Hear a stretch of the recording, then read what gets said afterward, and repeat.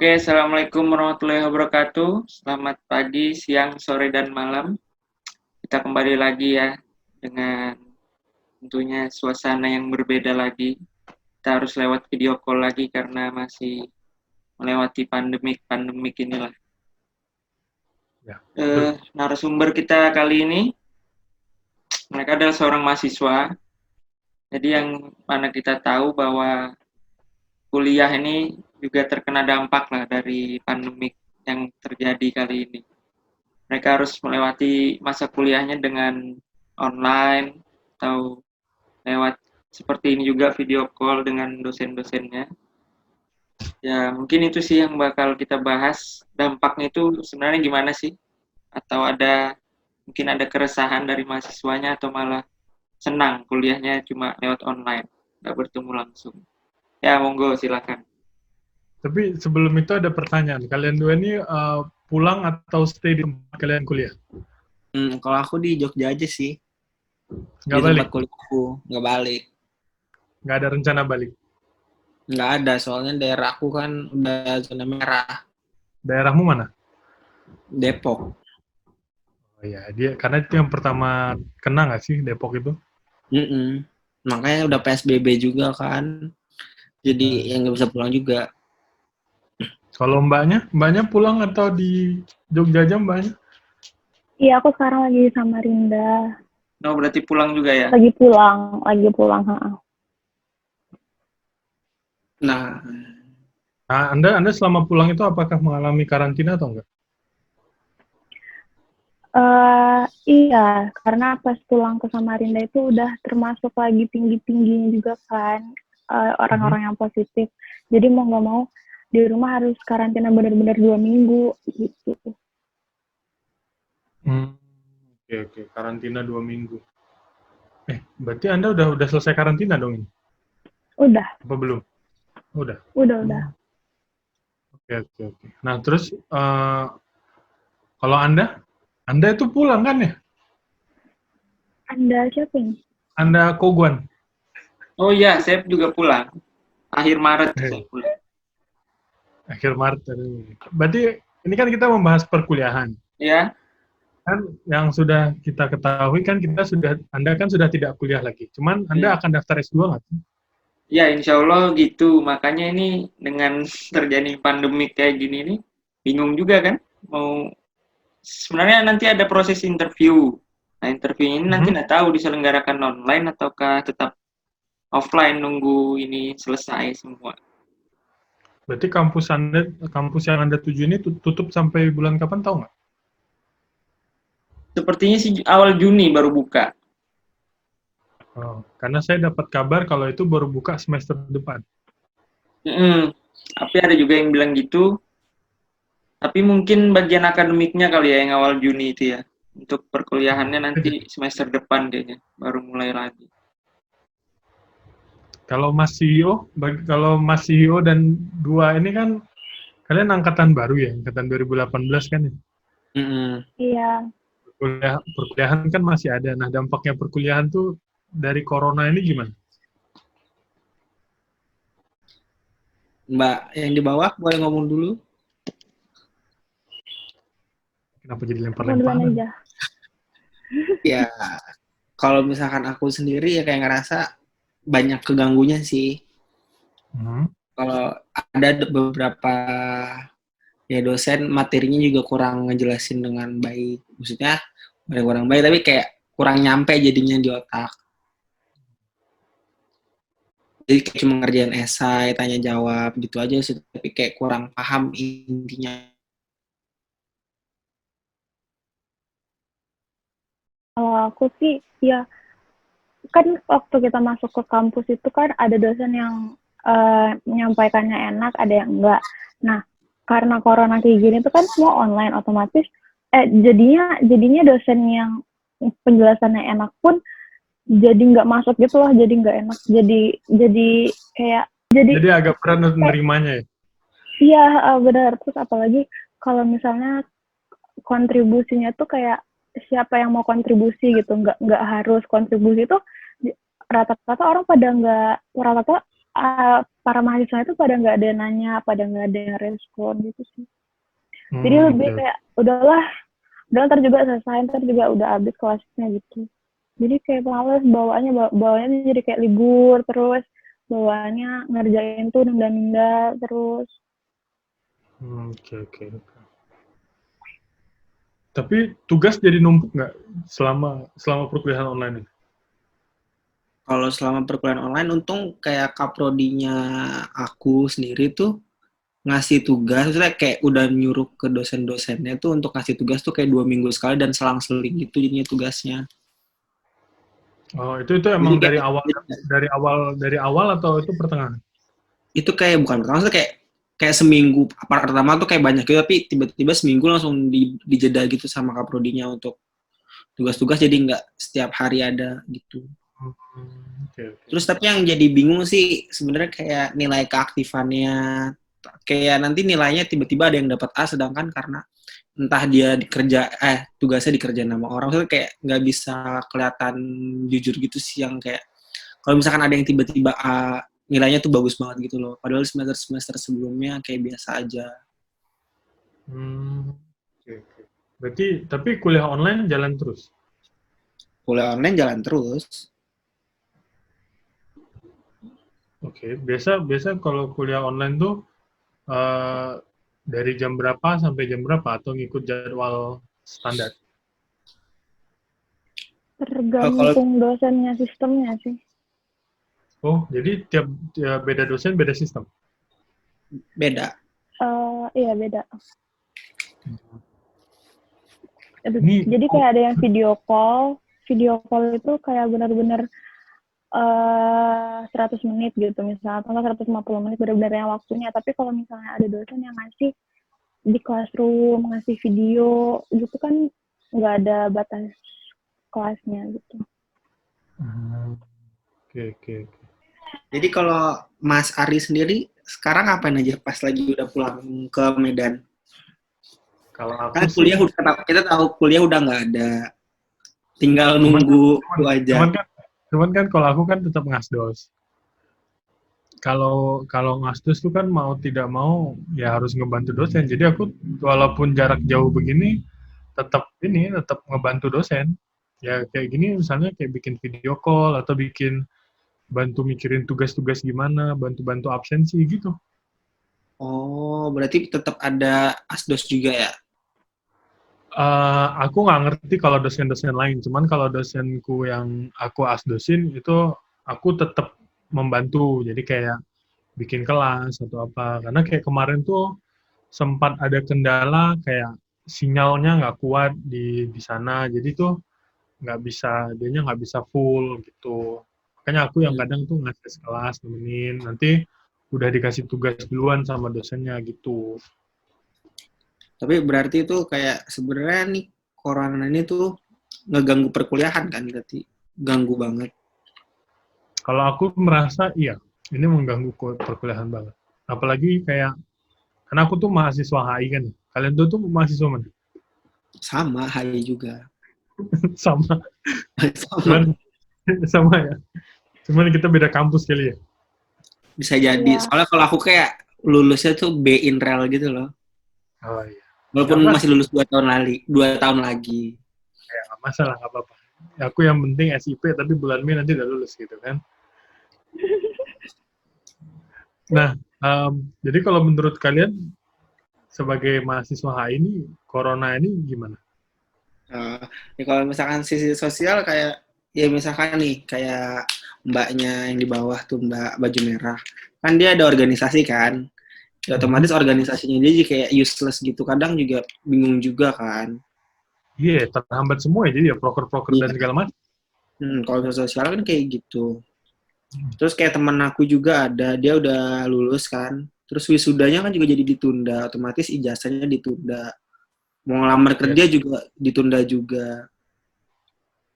Tapi kalau masalah ngelamar kerja itu banyak temanku yang akhirnya nggak jadi ngelamar kerja tahun ini karena ada corona ini. Jadi penerimaan pekerja baru itu terhambat jadi. Iya itu dia kan, makanya kan jadi kayak ekonomi kan juga jadi ekonomi, misalnya ekonominya dia misalnya dia udah mau kerja tapi malah terhambat jadinya kan. Iya benar sih, nggak salah. Tapi kalau dari kehidupan ke sosial gimana? Maksudnya kayak dampak ke kehidupan sehari-hari gitu. Ya kan nggak, Ya oke, dampak perkuliahan itu kan berdampak, tapi bagaimana dari sisi lingkungan kuliahnya, jadi kayak pertemanan, organisasi tadi. Gimana, Mbak? Sebagai Anda kan punya organisasi, Mbak. Ya, kalau misalnya dari organisasi kan, kan divisi aku tuh kayak nggak terlalu terjun lapangan. Nah, jadi divisi-divisi yang punya banyak proker tuh jadi pada nyusun proker online gitu, jatuhnya semua divisi itu kerja, jadinya kayak misalnya nih ada divisi bendahara sama divisi misalnya divisi bendahara sama divisi proker. Nah itu bukan bendahara nggak cuma uang doang, tapi bendahara juga ikut turun ke lapangan gitu loh. Jadi lebih hektik aja sih, dan juga sering banyak miskom. Gitu. Tapi ini aku nyari tanggapan kalian aja. Aku berpikir gini, kalau aku punya organisasi dan akhirnya prokerku itu ketunda, bukannya itu jadi lebih enak ya? Lebih dikit, lebih ringan nggak sih prokernya? Iya, tapi kan tetap diganti biar tetap ke jalan gitu loh. Oh, mungkin tergantung harus dijalankan.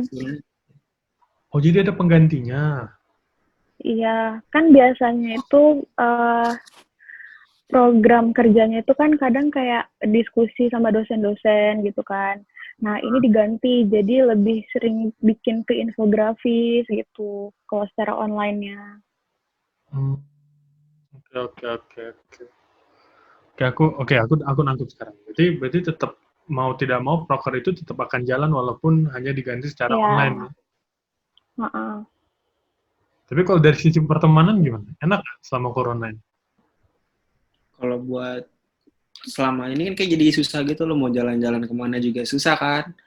Maksudnya yang biasanya pergi makan keluar, sekarang kan harus di kosan aja, di rumah aja. Bingung juga kan mau kemana-mana juga.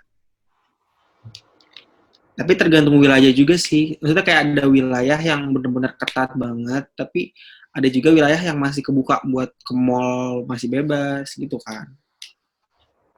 Sama kayak di sini tuh mall masih bebas sebenarnya.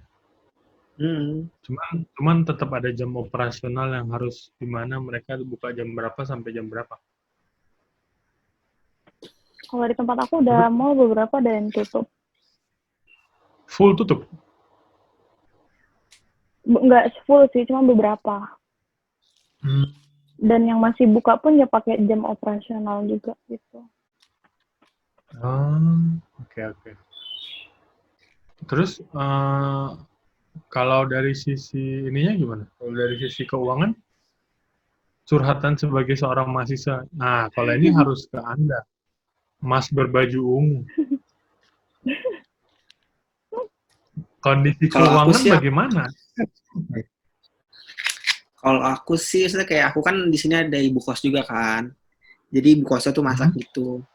Jadi kan aku kayak deposit uang, misalkan aku uang depositnya naruh 100.000. Kayak aku nggak tahu berapa kali aku makan, ntar ibu kosnya ngasih tahu kayak udah habis nih, baru aku jadi kayak makan tuh santai gitu. Malah menurutku jadi lebih murah gitu sih ketimbang aku jajan-jajan biasanya. Berarti dengan adanya Quora ini Anda bisa saving? Lebih saving banget. Saving banget? Bisa lebih 2 kali lipat savingnya. Tapi oke, gini deh, ada beberapa orang yang bilang, aduh ngapain sih, aku termasuk orang yang ngapain sih pakai internet banking dan segala macam. Nah, dengan adanya ini kan lu kan pasti uang ditransfer ya? Nah, itu menurut lu efektif banget nggak internet e-banking itu? Justru efektif banget, soalnya kayak tadi pagi baru kejadian, ibu kosku tuh kayak harus ngurus ke bank dulu karena mau transfer, mau ini, mau itu, jadi susah gitu kan. Sedangkan jalanan juga pada ditutup. Itu jadi ribet, satu kendala ribet juga kan. belum tentu juga banknya buka di jam operasional gitu nggak sih? Apalagi di saat lagi corona gini. Kalau bank setauku tuh sama, cuma kan yang jadi kendala pas lagi ngambil uang kan, ya mencet gitu kan, takutnya ada sesuatu yang nempel. Iya sih. Terusnya. Kalau Anda yang Mbak berbaju merah ini nggak ada rencana mau keluar rumah jalan-jalan? Kan Anda sangat hedon, setahu saya.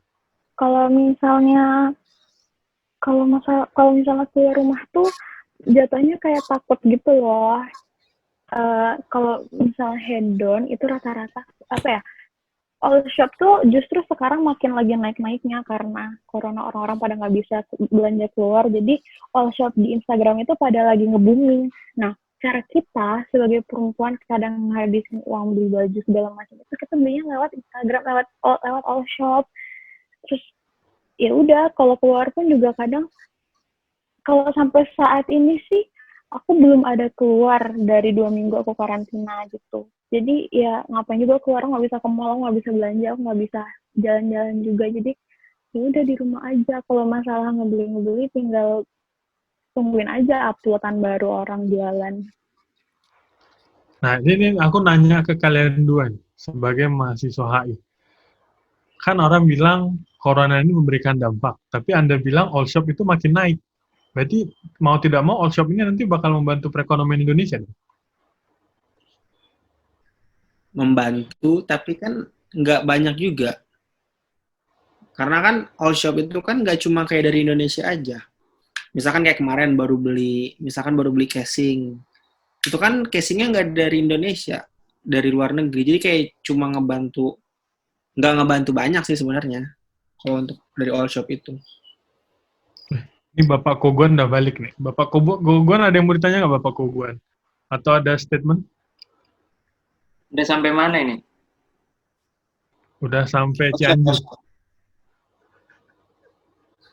Nah, tadi Mas yang berbaju ungu itu ternyata dia lebih memilih dia merasa e-banking itu ternyata cukup efektif sekarang ini dengan adanya situasi corona gini. Terus kenapa begitu? Ya, tadi kayak kata dia tuh lebih gampang lah daripada kita harus ke ATM terus ngambil-ngambil segala macam. Meminimalisir keluar-keluar juga.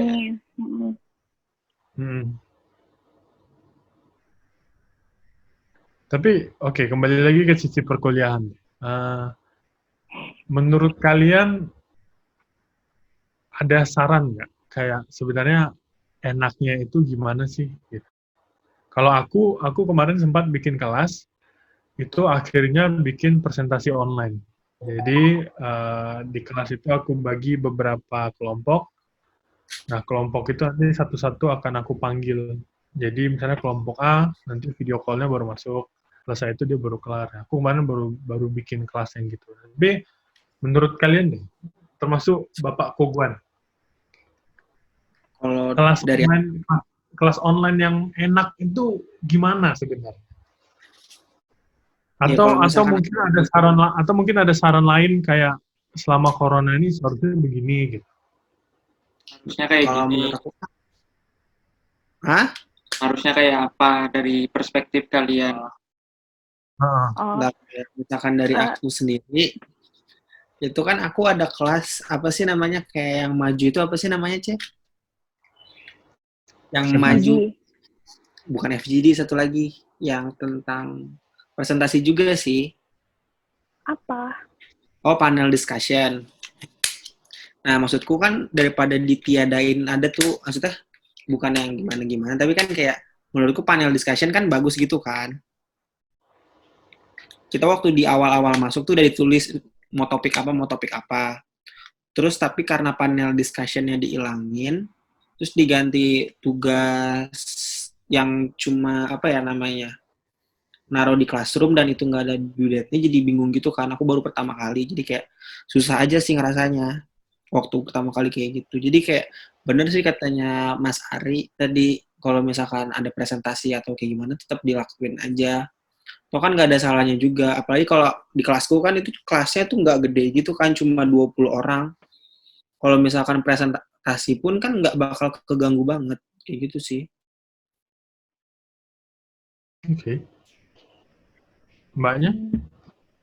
Kalau misalnya dari aku, menurut aku tuh ya, cara kuliahnya efektif, itu tuh kayak ada salah satu dosen aku. Jadi dia tuh kayak ngasih presentasi tapi di record, terus di-share ke dalam Google Classroom. Nah, dan aku nggak tahu ya, aku ngerasa kayak itu tuh efektif banget. Jadi aku tuh bisa sambil baring tuh bisa sambil ngedengerin apa yang di dosennya omongin. Jadi kayak nggak harus lewat internet. Maksudnya misalnya kalau buat diskusi nih ya, kalau buat diskusi itu kan nggak setiap tempat anak-anaknya tuh memfasilitasi internet yang bagus gitu loh.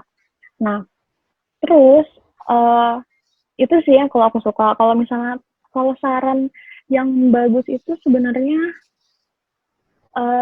prodi aku udah benar-benar memfasilitasi dengan baik sih. Jadi kayak tinggal tergantung per dosennya aja gimana menyikapi, milih metodenya gimana gitu. Prodi aku tuh udah baik banget, kayak ya ampun, susah dijelasin. Susah dijelasin. Bapak Kongguan, gimana Bapak Kongguan? Apa? Kalau menurutku ya sebenarnya kuliah itu sama aja, mau online mau offline. Mending tinggal yang mau menerimanya aja, niat enggak gitu loh. Kalau misalnya kuliah offline juga di kelas, memang dia duduk di depan dosennya langsung, cuma kan kadang masuk kiri keluar kanan. Kadang di kelas nggak ngerti, di kosan lupa. Gimana itu? Kalau online gini kan justru bisa lebih kayak mbaknya tadi bilang, lebih fleksibel. Bisa sambil baringan, bisa misalnya sambil makan gitu kan. Kalau di kelas kan susah makan, nggak bisa lah bahkan. Kadang bisa kadang mau tidur juga malam-malam tuh lah dengerin materi dulu, siapa tahu ada yang masuk. Benar. Tapi kalau misalkan arsitek emang ngapain kelas online? Kan biasanya ada market gitu nggak sih? Itu tetap masih bikin market kah?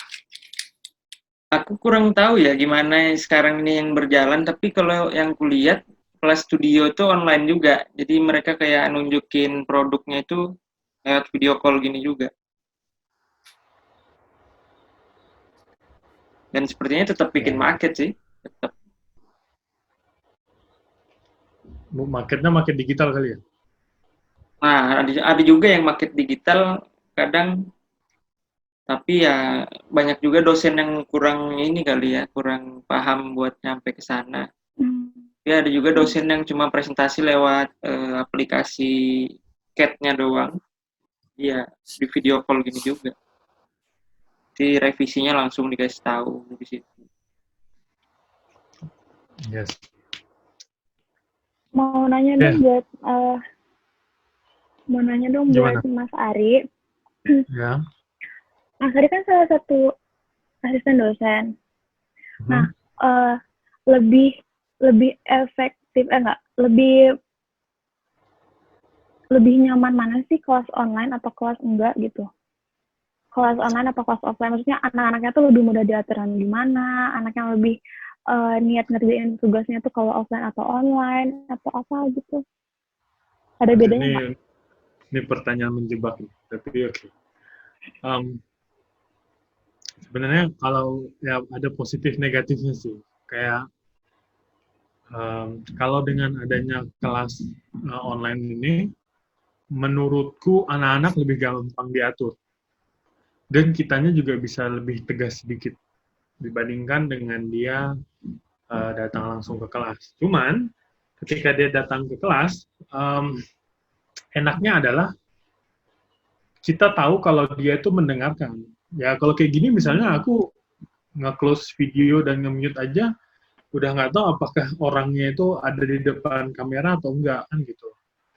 Makanya kalau aku sih sejujurnya kalau dari sisi materi, aku lebih seneng di kelas, jadi offline. Tapi kalau mau lihat dari sisi ketegasan dan lain-lain, online aku setuju. Tapi kan Bang, maksudnya bisa aja diwajibin untuk kayak nyalain selalu kameranya gitu, jadi kan biar perhatiin kayak dosenku tuh nyuruh kamera harus selalu nyala gitu loh. Nah, kalau misalkan orang dikerjain. Ya, iya bisa. Cuman tuh ada beberapa nanti akhirnya ngeluh, Kak, ini kameranya rusak, nggak bisa.